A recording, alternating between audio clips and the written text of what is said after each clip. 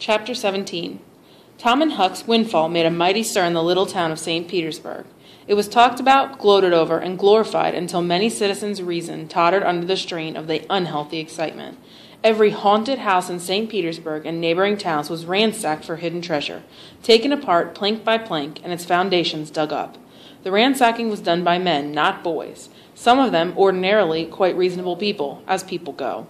Wherever Tom and Huck appeared, they were gawked at, courted, and admired.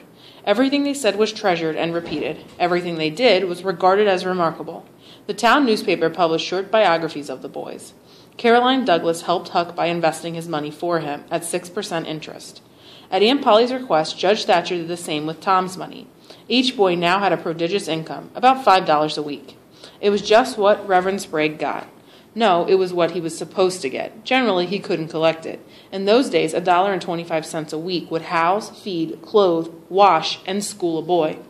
Judge Thatcher now had a great opinion of Tom. No commonplace boy would have gotten his daughter out of the cave, he said. When Becky told his father how Tom had taken her whipping at school, the judge was visibly moved and declared Tom a noble, generous boy. Judge Thatcher hoped that Tom would become a great lawyer or soldier someday. He said that he would help Tom get admitted to the National Military Academy and afterward to the country's best law school. His wealth and the fact that he now was under Caroline Douglas's protection introduced Huck into society, actually dragged him into it. His sufferings were almost more than he could bear. Caroline Douglas's servants kept him clean and neat, combed and brushed. They bedded him nightly in sheets that had no stain or hole that might have put him at ease. Huck had to eat with a knife and fork and use a napkin, cup, and plate.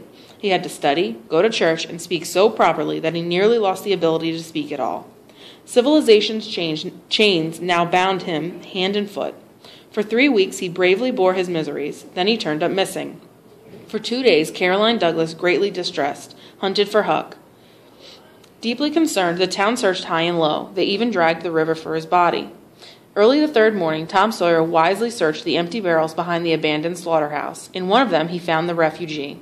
Huck had slept there. He had just breakfasted on some stolen food. Now he was smoking his pipe. He was dirty, uncombed, and dressed in the same old rags that he had worn in the days when he was free and happy. Tom told Huck the trouble that he was causing and urged him to return to Caroline Douglas's house. Huck's face turned melancholy. "Don't talk about it, Tom. I've tried it, and it don't work. It ain't for me. I ain't used to it. The Widler's good to me, friendly, but I can't stand them civilized ways. She makes me get up the same time every morning, and she makes me wash. Her servants comb me all to thunder. She won't let me sleep in the woodshed. I got to wear clothes that smother me. They don't seem to let any air through, and they're so fancy I can't sit down, lay down, or roll around anywheres. I got to go to church, and I sweat and sweat. I hate them sermons. I can't chew tobacco in there. I got to wear shoes all Sunday.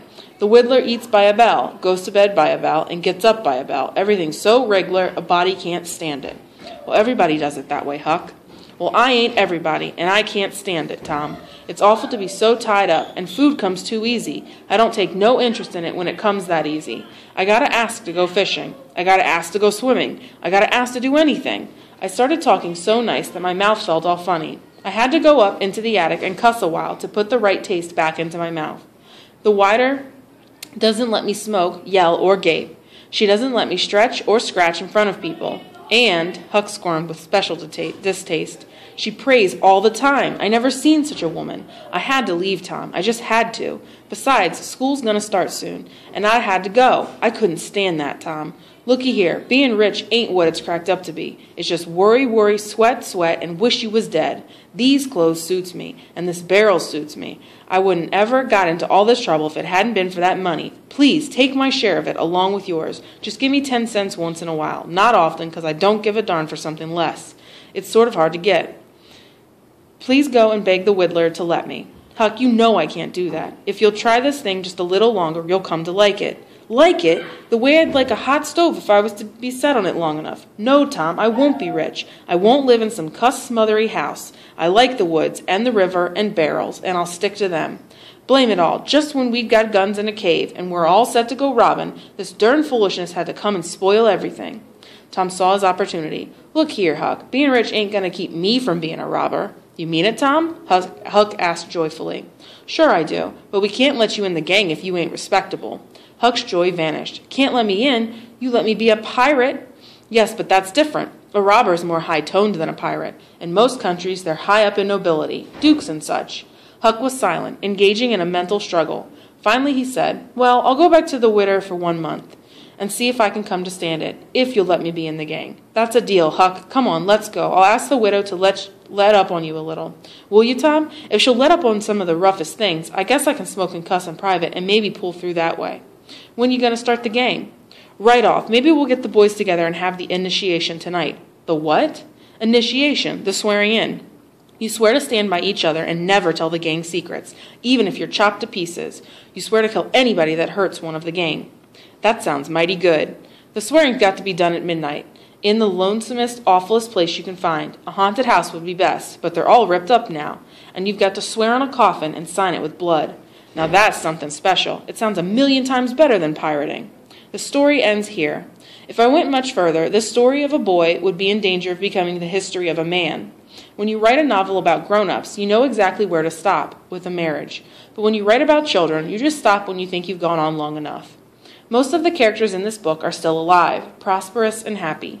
Someday it might seem worthwhile for me to continue the story of the younger characters so that you can see what sort of men and women they became. Therefore, I won't reveal any more for now.